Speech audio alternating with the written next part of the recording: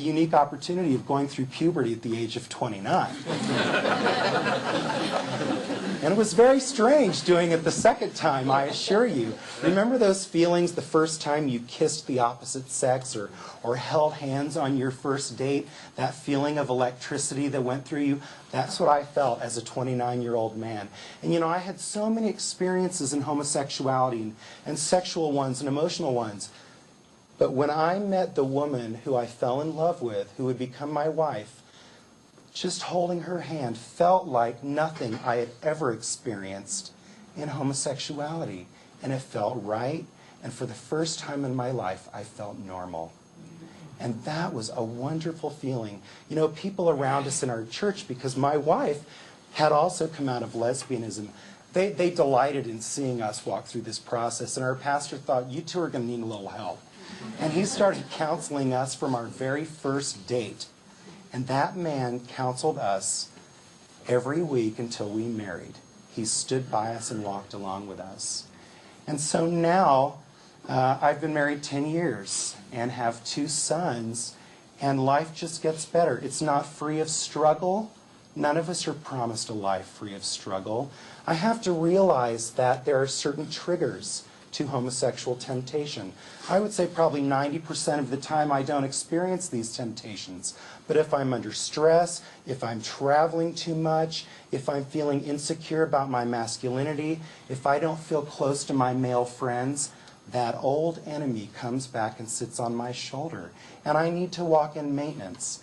You know, I always have to laugh when gay activists say, you haven't changed. If you ever have a homosexual thought or feeling, you're still gay. And my answer is, you can say whatever you want. You haven't walked in my shoes. But what I can tell you is, for 24 years of my life, even the thought of heterosexual interaction was really nauseating to me.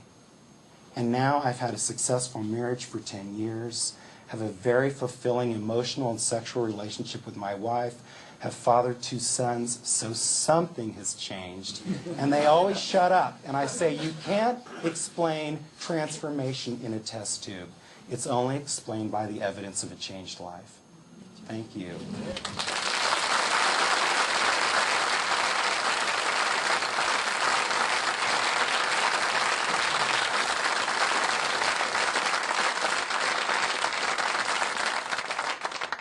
I too would love to be talking to you today about the wonders. And I know that as individuals like John Paulk and myself and the many others that we know that are out there begin to share the story of the power of Christ in our lives and how He's brought us out of very negative situations and made our life something purposeful, it gives people hope, it gives parents hope, and it gives those that struggle with homosexuality hope.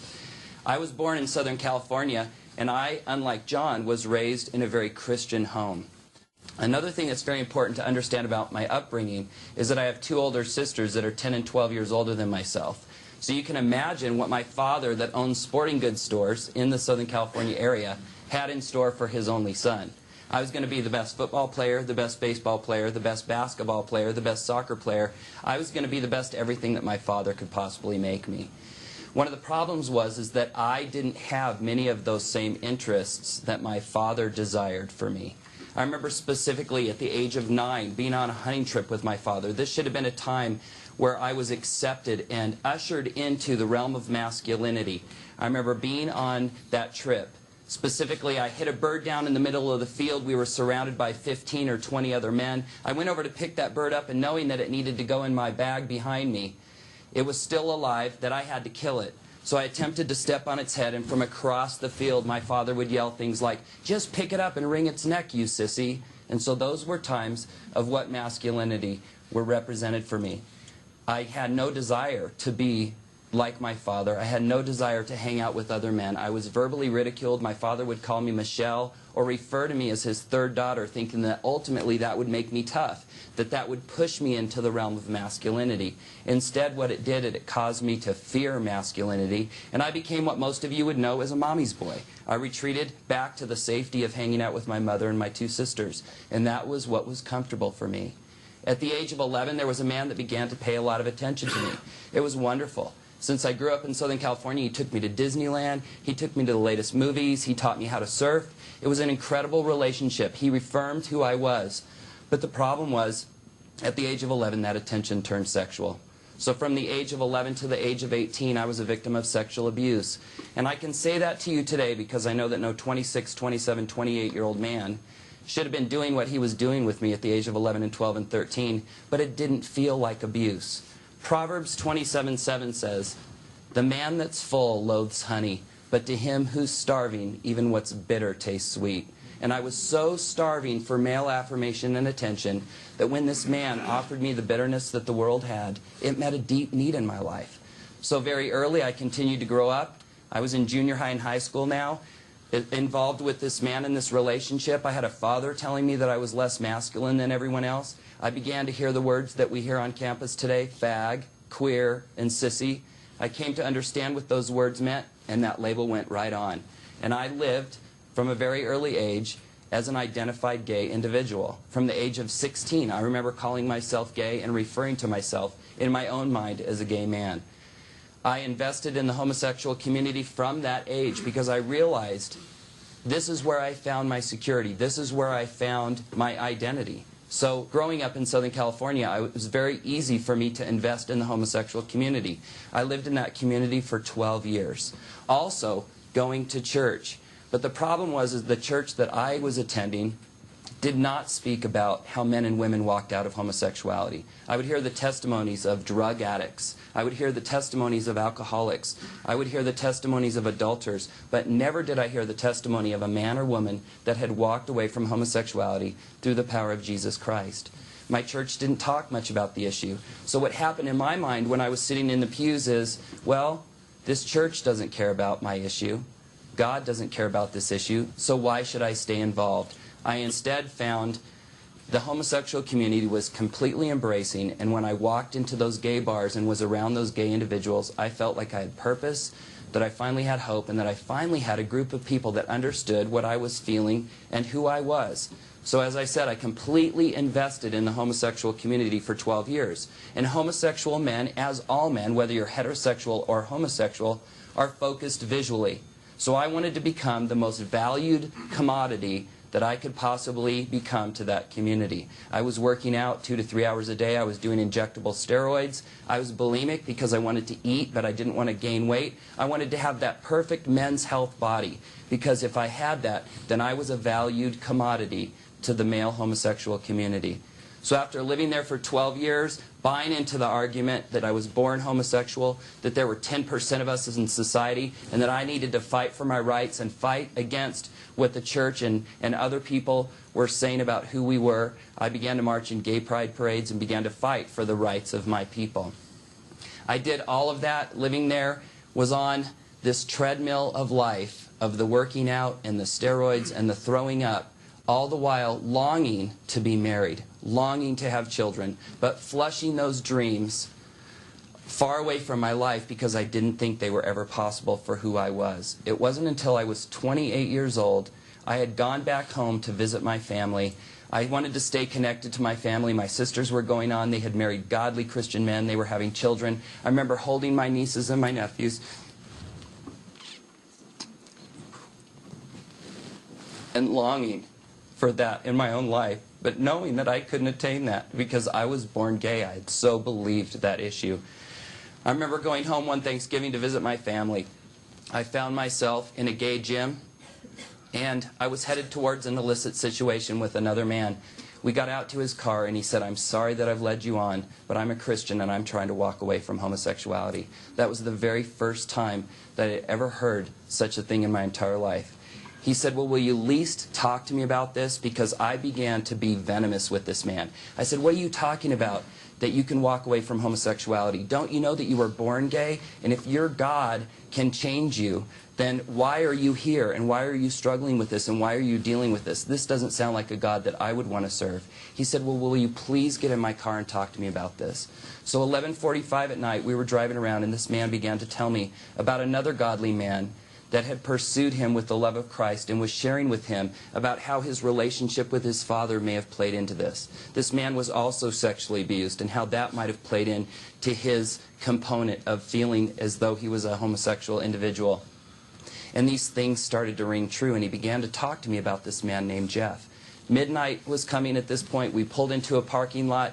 We were sitting there talking, and my heart started to be drawn to what this man said, but yet I couldn't trust it, because I knew to trust it meant that I had to trust that God that I felt had let me down. And then I had to come back to the Christian community that I felt didn't understand me and actually hated me for who I was. So he began to tell me about this godly man that was helping him to understand the root causes of male homosexuality. Jeff this and Jeff that, and Jeff is challenging me with this, and all of a sudden his eyes got really big and he goes, "Oh my goodness, there's Jeff right now." And I knew at that point that there was something happening in the realm of whatever. And he invited Jeff over, and that started a 5-year godly mentoring relationship with this man named Jeff Conrad that haunted me when I didn't want it, with the love of Christ. I would move from city to city. I wouldn't give this man my forwarding address. He would track me down. And he would send me birthday cards that would say, "I don't even know if you're getting this birthday card, but I want to let you know that I love you, that God loves you, and that change is possible."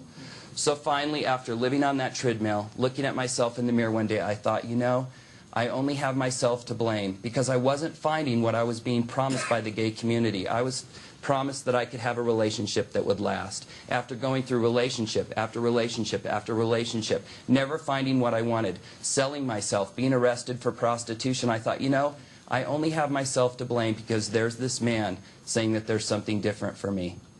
So, as it says of the prodigal son, when I came to the end of myself, I picked up the phone and I called Jeff Conrad, and I said, "Jeff, if you can be this faithful to me, surely the Jesus and the God that you know can be that much more faithful. I want to come home and I want to give this a try."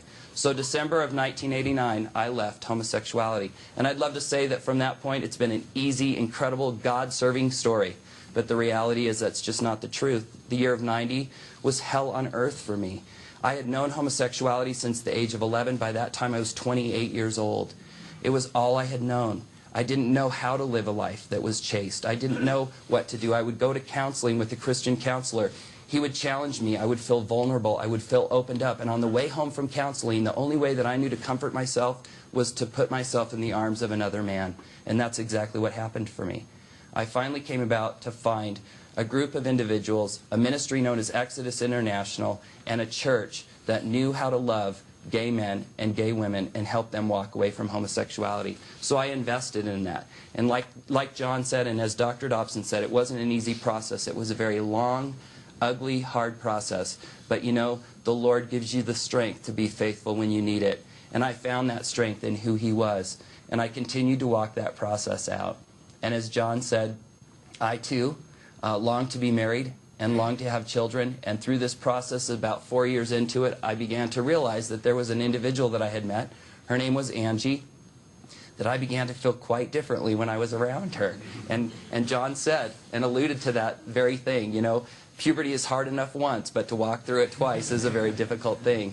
And Angie and I began to feel very different around her, and I realized that I had fallen in love with this girl. So 1994, December 4th at 4 o'clock, I married Angie. It was an incredible experience. Here was the Lord restoring the years that the locusts had stolen. And the story gets better, and I have one last thing that I want to share with you. After years of attempting to have children, my wife and I didn't think it was possible. She herself is post-abortive, so you can imagine what was running through our minds.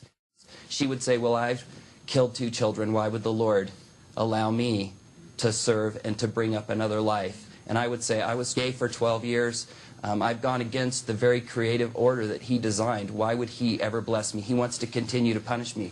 But people in the church wrapped their arms around us and said, that isn't how God works. If He's put that desire in your heart, He will somehow fulfill it, whether it be through adoption or whether it be through granting that life to you. So we moved here to focus on the family after I had, believe it or not, taken a job as a youth pastor. Can you imagine a man with my story?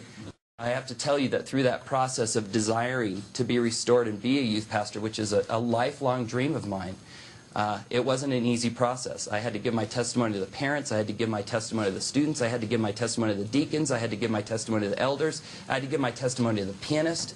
I mean, I gave my testimony to anybody in that church that would listen. But as I said, it was a church that believed in the life-changing power of Christ and said, who are we to say that you're not the man for the job? So they gave